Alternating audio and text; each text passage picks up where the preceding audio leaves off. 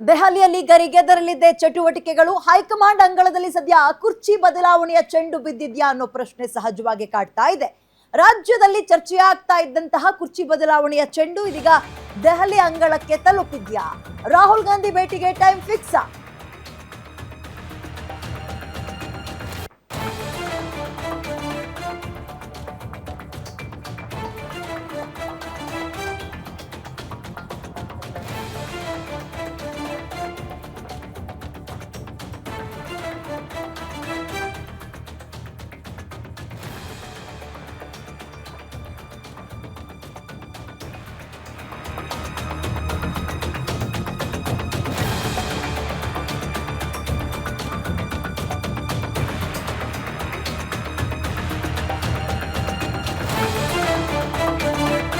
ರಾತ್ರಿ ದೆಹಲಿಗೆ ವಾಪಸ್ ಆಗ್ತಾ ಇದ್ದಾರೆ ರಾಹುಲ್ ಗಾಂಧಿ. ಸದ್ಯ ಅವರು ಹೊರ ರಾಜ್ಯದ ಪ್ರವಾಸದಲ್ಲಿದ್ದಾರೆ, ಹಾಗಾಗಿ ಡೆಲ್ಲಿಗೆ ವಾಪಸ್ ಆಗ್ತಾರೆ ಇವತ್ತು ಸಂಜೆ.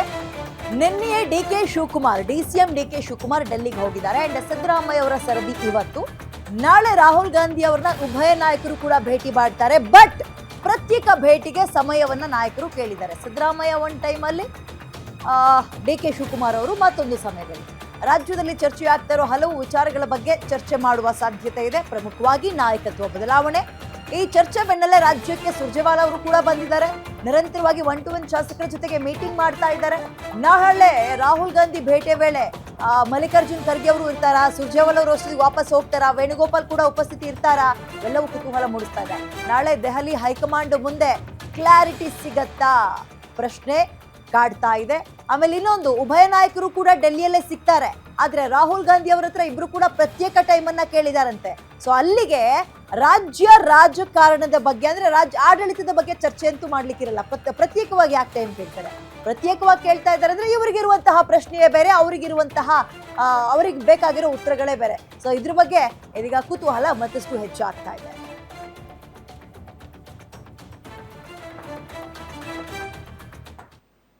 He has gone. I just checked his office.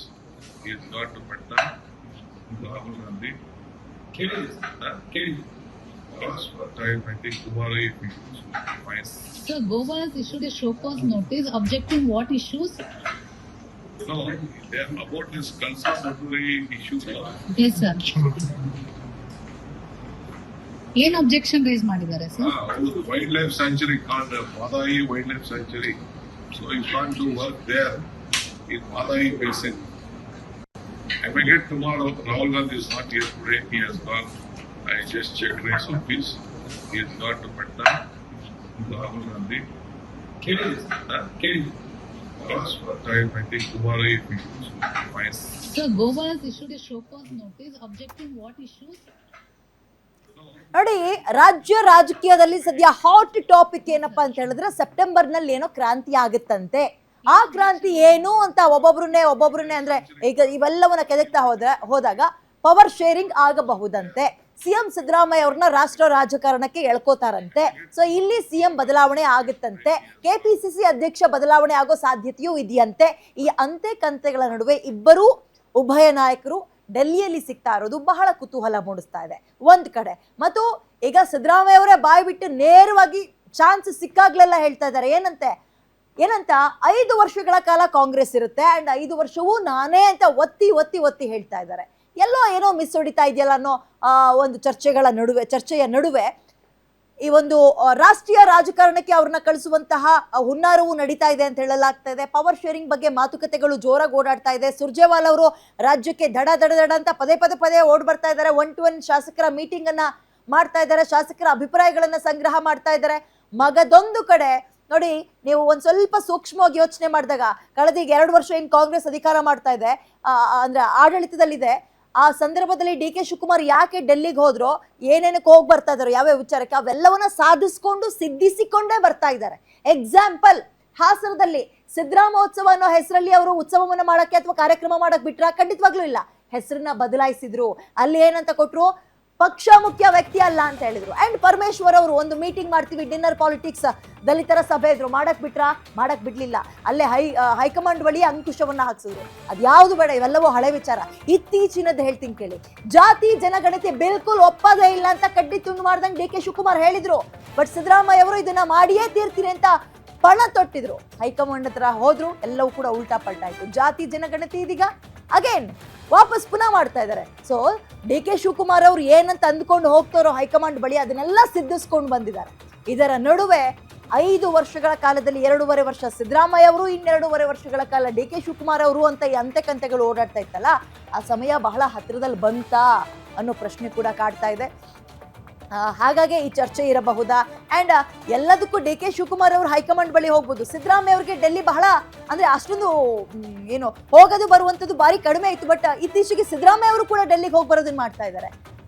More details ನನ್ನ ಕಲಿಗ ಮಾರುತಿ ನೀಡ್ತಾರೆ. ಮಾರುತಿ, ರಾಜ್ಯದಲ್ಲಿ ಆಗ್ತಾ ಇರುವ ಕೆಲ ಬೆಳವಣಿಗೆಗಳು ಮತ್ತು ಕೆಲ ಹೇಳಿಕೆಗಳು, ಇದರ ಬೆನ್ನಲ್ಲೇ ಉಭಯ ನಾಯಕರು ಡೆಲ್ಲಿಗೆ ಹೋಗಿರೋದು, ಇದೆಲ್ಲ ಏನ್ ಸೂಚಿಸ್ತಾ ಇದೆ? ಸೆಪ್ಟೆಂಬರ್ನಲ್ಲಿ ಈಗ ಸಚಿವರುಗಳು ಹೇಳ್ದಂಗೆ ಏನಾದ್ರು ಕ್ರಾಂತಿ ಆಗಬಹುದಾ? ಚಾನ್ಸಸ್ ಹೇಗಿದೆ? ಡೀಟೇಲ್ಸ್ ಏನ್ ಕೊಡ್ತೀರಿ? ಕಳೆದ 15 ದಿನಗಳಿಂದ ರಾಜ್ಯ ರಾಜಕಾರಣದಲ್ಲಿ ರಾಜಕೀಯ ಚಟುವಟಿಕೆಗಳು ಸೆಪ್ಟೆಂಬರ್ ಅಕ್ಟೋಬರ್ ತಿಂಗಳಲ್ಲಿ ಬಹಳಷ್ಟು ಆಗ್ತವೆ ಅನ್ನುವಂತ ಒಂದು ರೀತಿಯಲ್ಲಿ ಬೆಳವಣಿಗೆಗಳು ಆಗ್ತಾ ಇವೆ. ಯಾಕಂತ ಹೇಳಿದ್ರೆ ಸ್ವಪಕ್ಷದ ಶಾಸಕರೇ ಬಹಿರಂಗವಾಗಿ ನಾಯಕತ್ವ ಬದಲಾವಣೆ ವಿಚಾರದ ಬಗ್ಗೆ ಚರ್ಚೆ ಮಾಡ್ತಾ ಇದ್ದಾರೆ. ಸ್ವತಃ ಸಿದ್ದರಾಮಯ್ಯ ಅವರ ಆಪ್ತ ಬಣದಲ್ಲಿ ಗುರುತಿಸಿಕೊಂಡಿದ್ದಂತಹ KN ರಾಜಣ್ಣ ಅವರೇ ಸೆಪ್ಟೆಂಬರ್ ಅಕ್ಟೋಬರ್ ರಾಜಕೀಯ ಕ್ರಾಂತಿಯ ಬಗ್ಗೆ ಮಾತಾಡಿರುವಂತದ್ದು. ಈ ನಡುವೆ ಪದೇ ಪದೇ ದೆಹಲಿಯ ವರಿಷ್ಠರನ್ನ ಭೇಟಿ ಮಾಡೋದಕ್ಕೆ ಸಿದ್ದರಾಮಯ್ಯ ಮತ್ತೆ ಡಿ ಕೆ ಶಿವಕುಮಾರ್ ಅವರು ಹೋಗ್ತಾ ಇರೋದನ್ನ ನೋಡಿದ್ರೆ ಬಹುತೇಕ ಸೆಪ್ಟೆಂಬರ್ ಅಕ್ಟೋಬರ್ ತಿಂಗಳಲ್ಲಿ ಬಹಳಷ್ಟು ದೊಡ್ಡ ಮಟ್ಟದ ಒಂದು ರಾಜಕೀಯ ಬದಲಾವಣೆ ಆಗ್ಬಹುದು ಅನ್ನುವಂತ ಒಂದು ಚರ್ಚೆ ಏನಿತ್ತು, ಅದಕ್ಕೆ ಒಂದು ರೀತಿ ಇಂಬು ಕೊಟ್ಟಂತೆ ಆಗಿದೆ ಅಂತ ಹೇಳಿದ್ರೆ ಯಾವುದೇ ತಪ್ಪು ಕೂಡ ಆಗೋದಿಲ್ಲ. ಹೀಗಾಗಿ ಕಳೆದ 15 ದಿನಗಳ ಹಿಂದೆ ಅಷ್ಟೇ ಡಿ ಕೆ ಶಿವಕುಮಾರ್ ಮತ್ತೆ ಸಿದ್ದರಾಮಯ್ಯ ಇಬ್ರು ಕೂಡ ಉಭಯ ನಾಯಕರು ಕಾಂಗ್ರೆಸ್ ಹೈಕಮಾಂಡ್ ಅನ್ನ ಭೇಟಿ ಮಾಡಿ ಬಂದಿದ್ರು. ಈಗ ಮತ್ತೊಮ್ಮೆ ಕಾಂಗ್ರೆಸ್ ಹೈಕಮಾಂಡ್ ಭೇಟಿಗೆ ಹೋಗಿರುವಂತದ್ದು. ಅವರು ಏನೇ ಕೇಂದ್ರ ಸರ್ಕಾರದ ಜೊತೆ ನಾವು ಅಭಿವೃದ್ಧಿ ವಿಚಾರಗಳ ಚರ್ಚೆ ಮಾಡೋದಕ್ಕೆ ಹೋಗಿದ್ವಿ ಅಂತ ಹೇಳಿದ್ರು ಕೂಡ ಕಾಂಗ್ರೆಸ್ ಹೈಕಮಾಂಡ್ ಭೇಟಿ ಮಾಡ್ತಿರೋದ್ರಿಂದ ಕೇಂದ್ರ ಸರ್ಕಾರದ ಜೊತೆ ಮಾತುಕತೆಗಿಂತ ಕೂಡ ಕಾಂಗ್ರೆಸ್ ಹೈಕಮಾಂಡ್ ಜೊತೆ ಸಿದ್ದರಾಮಯ್ಯ ಮತ್ತೆ ಡಿ ಕೆ ಶಿವಕುಮಾರ್ ಅವರು ಏನ್ ಮಾತಾಡ್ತಾರೆ ಅನ್ನುವಂಥದ್ದು ಬಹಳಷ್ಟು ಚರ್ಚೆ ಆಗ್ತಾ ಇರುವಂತ ಒಂದು ವಿಚಾರ. ಸಹಜವಾಗಿ 2.5 ವರ್ಷ ಆದ ಬಳಿಕ ನಾನು ಮುಖ್ಯಮಂತ್ರಿ ಆಗ್ತೀನಿ ಅನ್ನುವಂಥದ್ದನ್ನ ಪದೇ ಪದೇ ತಮ್ಮ ಆಪ್ತರ ಬಳಿ ಡಿ ಕೆ ಶಿವಕುಮಾರ್ ಅವರು ಹೇಳ್ಕೊಳ್ತಾ ಇದ್ರು. ಹೀಗಾಗಿ ಇದಕ್ಕೆ ಒಂದು ಕ್ಲಾರಿಟಿ ತೆಗೆದುಕೊಳ್ಳೋದಕ್ಕೆ ಡಿ ಕೆ ಶಿವಕುಮಾರ್ ಅವರು ಪದೇ ಪದೇ ಕಾಂಗ್ರೆಸ್ ಹೈಕಮಾಂಡ್ ಮೊರೆ ಹೋಗ್ತಾ ಇದ್ದಾರೆ ಅನ್ನುವಂಥದ್ದು ಒಂದು ಕಡೆ ಆದ್ರೆ, ಮತ್ತೊಂದು ಕಡೆ 2.5 ವರ್ಷ ಆದ ಬಳಿಕವೂ ಕೂಡ ನಾನೇ ಮುಂದುವರಿತೀನಿ ಅನ್ನುವಂತ ಒಂದು ರೀತಿಯಲ್ಲಿ ಮುಖ್ಯಮಂತ್ರಿ ಸಿದ್ದರಾಮಯ್ಯ ಮೊನ್ನೆ ಹೇಳಿಕೆಯನ್ನು ಕೊಟ್ಟ, ಮೊನ್ನೆ ಕ್ಯಾಬಿನೆಟ್ ಇದ್ದಂತ ಒಂದು ಸಂದರ್ಭದಲ್ಲಿ ನಾನೇ ಈ ಅವಧಿ ಸಂಪೂರ್ಣ ಮಾಡ್ತೀನಿ ಅನ್ನುವಂತ ಒಂದು ಹೇಳಿಕೆ ಕೊಟ್ಟಿದ್ದು ಬೇರೆ ರೀತಿಯ ಚರ್ಚೆಗೂ ಕೂಡ ಕಾರಣ ಆಗಿತ್ತು. ಹೀಗಾಗಿ ಒಬ್ಬರು ಆ ಸ್ಥಾನವನ್ನ ಪಡ್ಕೊಳ್ಳುವಂತ ಒಂದು ಸರ್ಕಸ್, ಮತ್ತೊಬ್ಬರು ಆ ಸ್ಥಾನವನ್ನ ಹಿಡಿದಿಟ್ಟುಕೊಳ್ಳುವಂತ ಒಂದು ಸರ್ಕಸ್ ಅನ್ನ ಕಾಂಗ್ರೆಸ್ ಹೈಕಮಾಂಡ್ ಮುಂದೆ ಮುಂದುವರಿಸಿದಂತೆ ಕಾಣಿಸ್ತಾ ಇದೆ. ಹೀಗಾಗಿ ಈ ಇಬ್ಬರ ನಾಯಕರುಗಳ ಕಾಂಗ್ರೆಸ್ ಹೈಕಮಾಂಡ್ ಅನ್ನ ಪದೇ ಪದೇ ಭೇಟಿ ಮಾಡ್ತಾ ಇರುವಂತದ್ದು ಬಹಳಷ್ಟು ಚರ್ಚೆಗೆ ಕಾರಣ ಆಗಿರುವಂತದ್ದು. ವಿದ್ಯಾ, ಓಕೆ, ಧನ್ಯವಾದ ಡೀಟೇಲ್ಸ್ಗೆ.